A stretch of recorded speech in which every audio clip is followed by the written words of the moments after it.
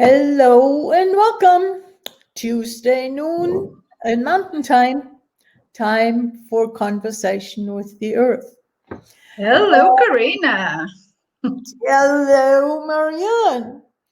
And thank you to you because you, in a way, created today's subject in response to an image that I posted last week of a snake drinking out of a water bowl I had outside, actually it was intended for birds. And it had been a really hot summer. And so I looked outside and said, wait a second, what is this? And it was, I don't remember what kind of a snake it was, but it was not a poisonous snake. So I carefully went outside, and the careful, in order to not disturb the snake, took some pictures, and it was fascinating to see how the snake was drinking and swallowing and all that muscle movement. And so, animals are also hungry, are also thirsty, just like us. And in what other ways is there no difference between us and animals? Interesting, because when I hear you say they are thirsty and hungry also, that brings up something that I heard so often by my parents also, when there was something about the queen or some high society thing, like they are more than others. And then my parents said, yeah, but there is no difference because they eat, they drink, and they poo, just like us. Yeah, last one, they do. So, but that brings up, like, yeah, you say it also with the animals, but why do we differentiate us? Not only differentiate, but separate us as something special creatures we are, above and more than an animal.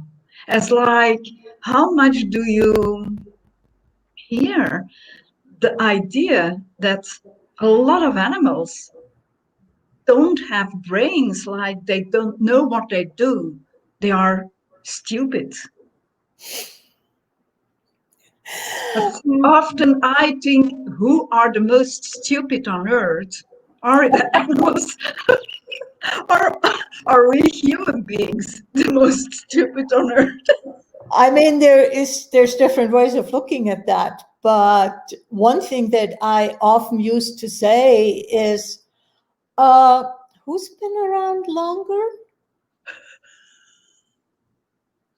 I mean, we are relative newcomers in a sense. Animals have been here, maybe not exactly as a horse or a cat or a cow or whatever, but animals have been around for quite some time. And And hidden also. They hide it now, hide them more than before, because that, there was no threat, human threat, that I mean, human threat. you are playing into one thing that I have been experiencing in Yellowstone, Mm. because there, I mean, I've been for so many years. I've been in Yellowstone. So usually there were always these elk were always along the Madison River. You would always find, and you still find buffalo along the Lamar River. But there are hardly any animals along the Madison River anymore. And so, So, do I hear you say that during the years you see less animals coming uh, by, or during the animals have a way in Yellowstone that they are lower in the elevation as the temperatures are colder. And me going in the fall is a time when the animals had started to come back down from the mountains and were in the lower elevations. But I always saw herds of elk and so on. Yeah. But I haven't seen any for the last 2 years. And so I asked last year, I said, where are you guys? And what I got was, we're staying away because we're tired of getting into trouble because of human stupidity. Wow. Wow. That was the energy that I got. And I get the human stupidity because I have experienced that. And I was just looking at that, just shaking. I mean, there is bus loads and that unload and they run towards the animals. Oh, I want to pet you. You're so nice. I mean, people have no idea that an elk with the big antlers is not necessarily a nice animal to pet. Yeah. You wouldn't keep it at home. You know, they are wild animals, and if you get on their nerves, they do what they need to do to get rid of you. And what they would do with Yeah. other animals too, only other animals read the signals. Humans don't, unless they Yeah. are aware. Getting them out of their habitat. What? Yeah, their habitat. It's like, can you imagine that they take you out of your house? Yes, but that they put you really in between the middle of, yeah, whatever landscape, full of those animals, wild animals, and then saying, this is your home. You're not prepared. You don't know anything about them. So what can you do? You are not safe, but everything is coming up to defend yourself, to run or to attack or whatever is required at that time. Will you survive? Likely not. And what is happening with those animals, those wild animals, as you say also, when you put them into the house and the calmness, it's so strange for them. Also, they go in the defense. And yes, it can be when they are born in a different habitat and in a different environment with a lot of people that they can go along with those people, but still, isn't that killing the people instead of being kind for the killing the animal instead of being kind for the animal? I absolutely agree. And on the other hand, yes, we humans may have a more difficult time, and my experiences, if we are willing to share the space, to show respect to the wild animals, there is actually so much more possible. I mean, I remember, for instance, being at a pullout park close to a big rock that a huge bull buffalo had chosen to rub against, to scratch its itch. And it was absolutely fascinating on the one hand, like when it hit that spot, how shivers of pleasure would just go through its body. And when I saw that, I acknowledged it. And I also thought, geez, my car is right next to it. I'm aware of your car. It's energetic message that I got. But isn't that based on what we assume that the animals aren't smart? Exactly. And that's Yeah. one thing that I've really learned in a totally different way. The awareness that animals have is so much bigger than the awareness that most humans have. And at the same time, also, what is the difference between the animals and us? You spoke about the snake, thirsty, hungry, and that you really Mhm. could nearly hear and see the How movements it yeah. makes, how it drinks. And now also with scratching to the rock and then that shivering up.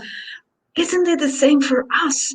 Yeah. When there is someone rubbing our back That, and that, then, that oh, spot between the shoulders that we can't reach, that is itchy. yeah.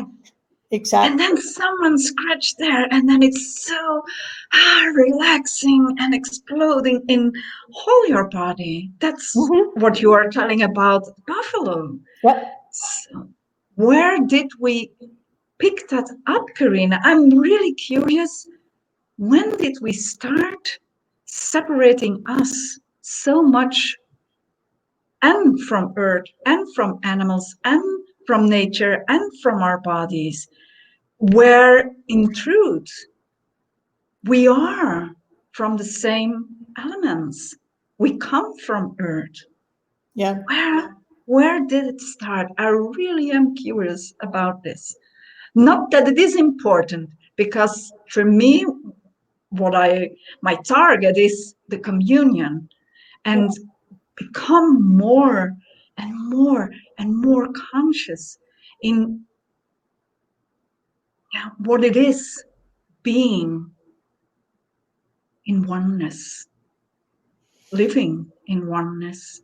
So it doesn't matter when it started, but I bring this question up also to become more aware of how many lifetimes I believe Yeah. we started this separation. And personally, I think on some level, religion paid or Mm. plays the role in that whole thing, because what I see if I watch people interact with animals, there is a superiority.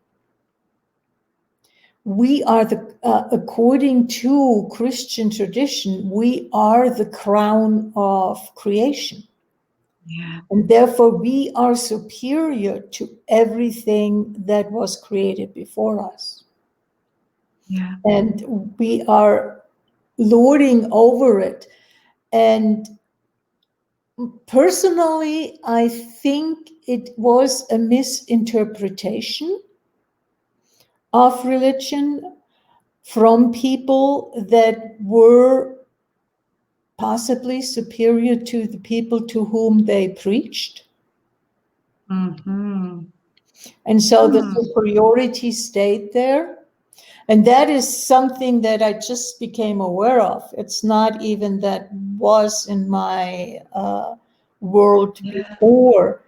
But if we already feel superior, how much easier it is to talk about being superior to others. yeah. And And do we superiority from control, from force? yeah, uh, I would say control. And Yeah, control often can include force. It doesn't have to necessarily. But if yeah. I just look at people, how much are they desiring to be in control of their life? And the more they want to be in control of their life, the less they live. Yeah, and the thing is truly, can we even be in control of our lives? Yeah. From I my point of mean, view, no. if we live from consciousness, there is a certain amount of control that we can have because we're making choices, we're choosing to create a future. In that sense, we have a certain amount of control. But who lives from consciousness? How many people do that? And Corinna, the control you are speaking about there, for me, has another Energy. sense. Yeah. It's like, yeah, I can control from the choices I make, but that control isn't solid, isn't limiting me, isn't forming everything. You know, it's not Yeah. defined. It's the knowing, the control I have is the knowing that I can always choose different. When it works, When it I not, can go along. When it doesn't, I can change. you can choose different. And isn't And, that the true control we can have when we start to live conscious? and how much comfort, on the other hand, do people who live from consciousness have with out of control? They can just, okay, fine, I'll just move over here. Yeah. I don't Yeah. have to force it down that direction, Yeah. Yeah. which is the way of controlling things. You know, this is how it has to unfold.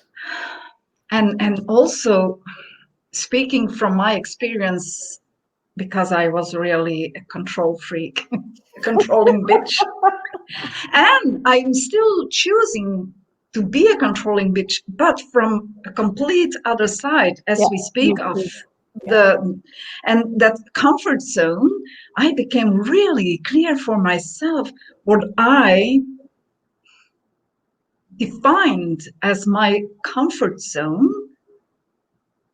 in truth wasn't comfortable at all because it was contracted. It took so much energy to stay there, to go against so many things. So the comfort zone was only a defined zone that you have to put in so much effort, so much energy to stay there. Much, much more than go along with your knowing, with awareness, with your choices. yeah, yeah. It's it's a comfortable zone because we know it. Yeah, but what is knowing? We defined it, but is it We know it. knowing? It's knowing from a headspace, and we Yeah, think that that is what is important. How many people really have gotten the fact that a knowing from consciousness is something that you don't necessarily have learned, that is immediate, and that supersedes most of our learned behavior. yeah. I remember how often I was surprised and I said, where the heck do I know this from?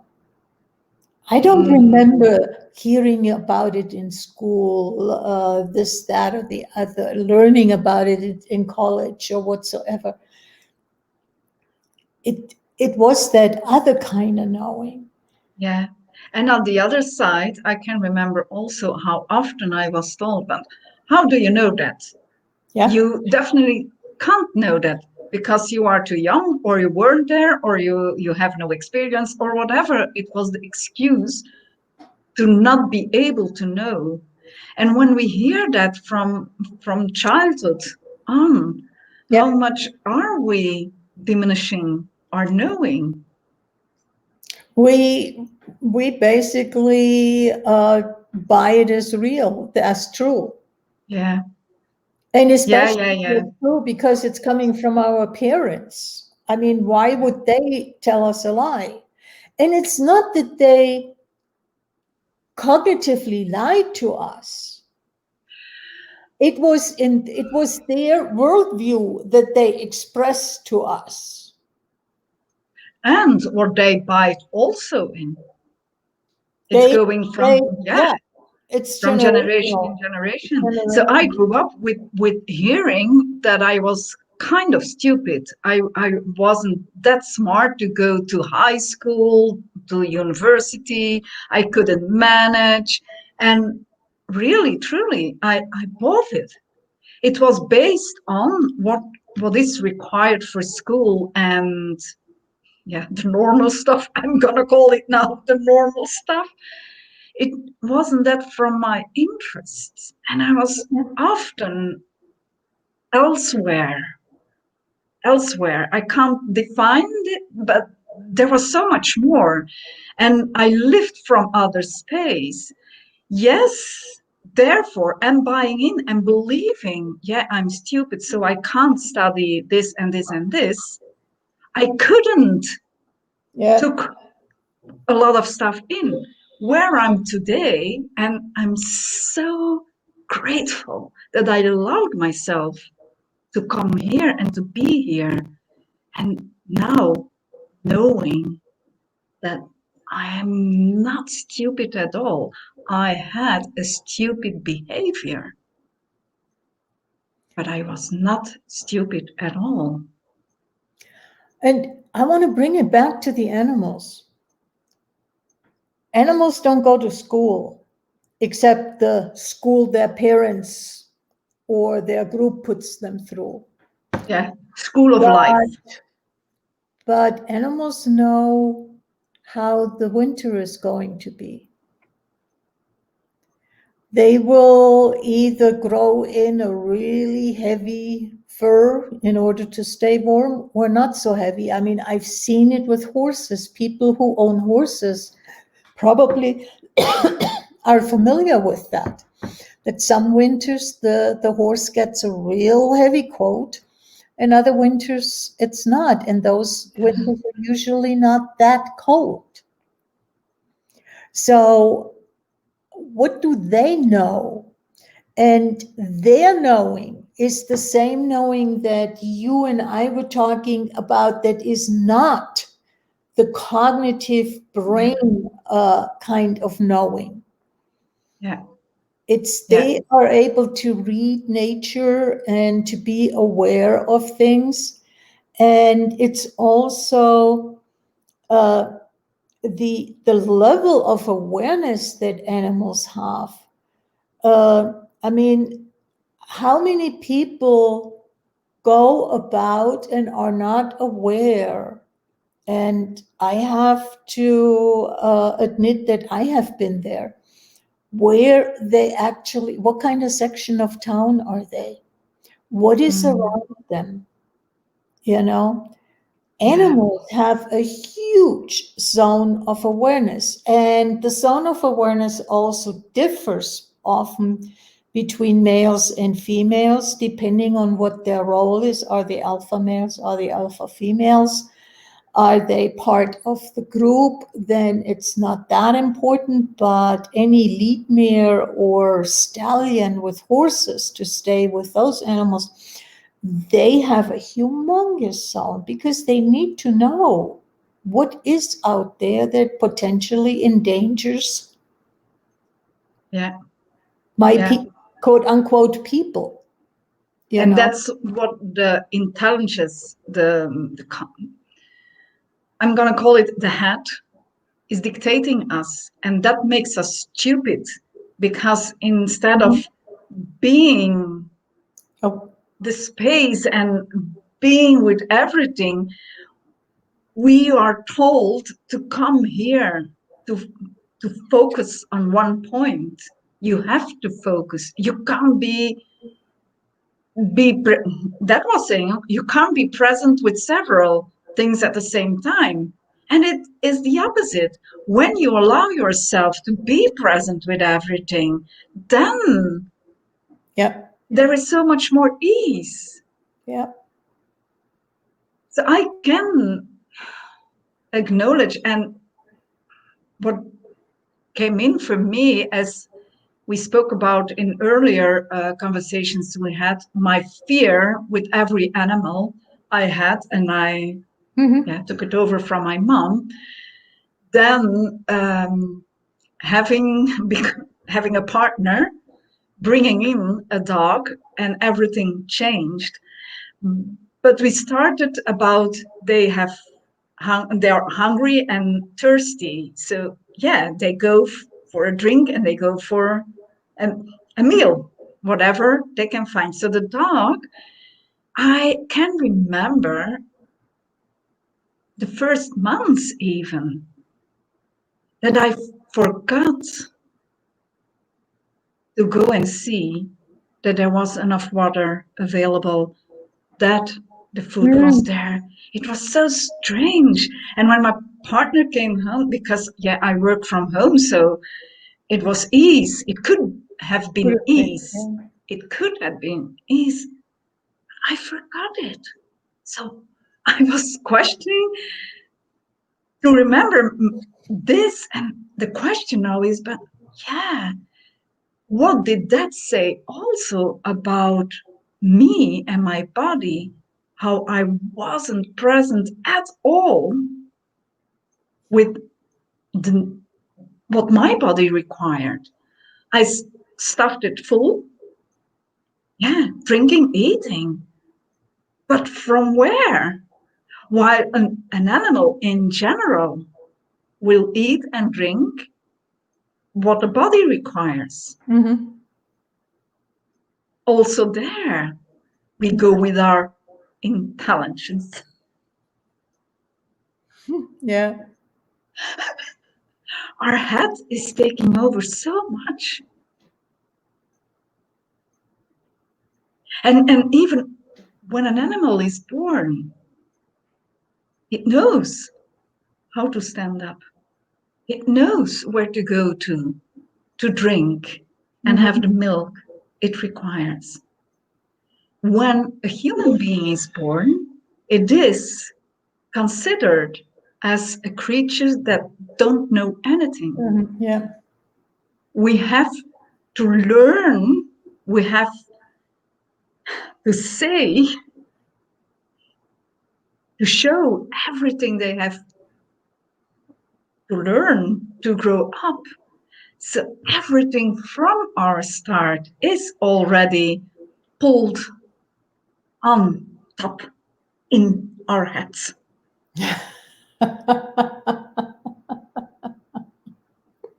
And most likely, what you can't do, what you can't be, what you can't say, what it's always going there, what isn't allowed, what's not right, and what is the right thing to do. And punished when you don't go with it, then there is punishment. That's something that I'm asking now.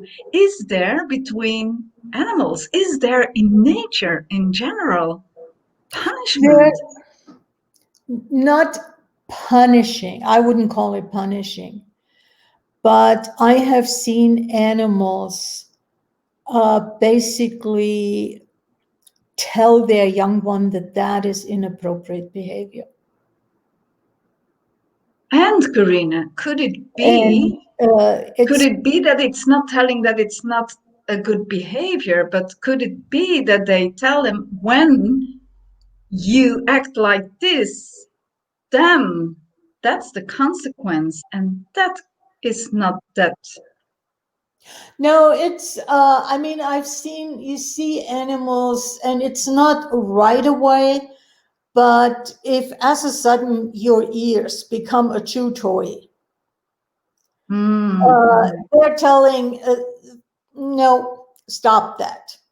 So there are those situations. I mean, even if you watch National Geographic, you know, you can see that behavior. I remember hearing a thunk, thunk, thunk on my son's head when he was little and crawling, and we had cats at the house.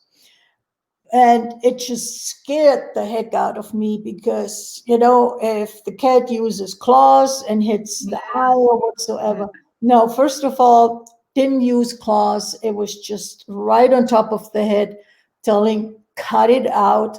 I don't like that behavior. yeah. Don't do that. But And the cat was telling it to your son yeah, or to another? Oh, yeah, yeah, was telling it yeah. to my son. But usually, and that is true for both animals and my son, they say, oh, okay, fine. Because there Yeah, is but no judgment in it. There is no making wrong. There is no, it's just, don't do that. yeah, but that's what I want to say. The cat was really with the energy so clear to your son. So Mhm. don't go there Don't do because that. Yeah. you will regret it. You Yeah. will regret it. And that's not punishment. That's No. really going with, yeah, you know, this is for me true. So when you go over that line, you will regret it. It's in a kind telling, instead of telling you can't touch the stove that is really burning and hot and whatever, you can say, yeah, if you want to try, you can, but you will burn your hands and that will hurt you. And And that the will, thing, with you an can't even energy, say that. no, no, Because no. the kid, what does a kid understand under you will burn your hand? Yeah, but in You the can energy you have, say, don't touch it, that is hot and that will hurt. yeah, yeah, That you can say, but there is, we're taking it then intellectually too far. yeah, yeah, get it. Yeah, And how often is a parent willing to say, don't touch the stove, it is hot? And how quickly do parents go? And, I've been part of that is, oh no, don't touch that, you will burn yourself and da da da da da, this is bad behavior, and will make a big trauma and drama out of it. yeah, Instead of just saying, don't do that. yeah. That it's from the energy when you go only saying don't do that, but with this energy that Mhm. tells them clearly, danger. Yeah, They, yeah, danger. As the cat saying to your son, don't go there. Your yeah. son receives danger. It's better that I'm stopping here. So from that point, yeah. But the drama and trauma and yeah, and also the control, and because we as a parent, and I went through all of that also, is I am the parent and you are the child. I am the big one. I am the grown up. I am Responsible for you. everything. And you still don't know anything because you don't have experience, you don't have responsibility, you don't have this. So, and it was quite interesting because I had with my son in it was one of the three, and one son that really good went with me, drove me nuts often, but he was really like the cat telling me don't do that because it's not worthy, it's not from awareness. That's what he was telling without the Mhm. words, without really knowing. But I see what you are doing. You want to control me, but that control doesn't work for me. He told me so often and gladly. There was a time that I could understand. I got it. It's not understanding. I got it. And do you know, he was only 6 or 7 years when he gave me a little magnet that you put on the fridge Mhm. or somewhere else. And it was with an image of a giraffe. I like that animal. And it said, Don't try to understand me, just love me. And that took my breath away at that time because it was not about words, the love and the understand, but the energy with which was in there with the present he gave me was also like, what are you doing? Yeah. What are you doing? Yeah. So yeah. And, one thing we might want to talk about and look at is how many conclusions do we have? How many definitions do we have? How many judgments do we have in regards to the earth, in regards to animals, plants, etc.? And what would happen Absolutely. if we let go of that? Because one thing that I have learned is I grew up with parents that had the idea of my job as a parent is to protect you. And I have seen that in other parents. And yes, my job is to protect your life. Yeah. So you don't do things that will kill you. Mm-hmm. But a scraped knee, you'll survive that probably. And that is the way you learn. Yeah. Yeah. So, how much is that also in nature, and how much do we control nature by having all the judgments and the definitions Yeah. instead of really being able to see what is? Yeah. But the interesting thing, Corinna, you said it, are we willing to let go of all these definitions and judgments? And that's the true question for the moment. Are we, even now with this crisis, with the COVID things, Mhm. are we willing to let go of what they want to control us with and stand up? And not from the fight, but really from the knowing, from Yeah, from yeah, being also in allowance. So yeah. yeah, that will be another conversation. Another conversation, maybe next week. Yeah, thank you again, because we can go on and on and on, but I see here that we went over half an hour, so Yeah, we did well. yeah. Okay. So I'm So, saying Karina, we see to each you, other. see each other next week, and everybody else who's joining us. Take Yes, care. yes, yes. Take care. Bye bye.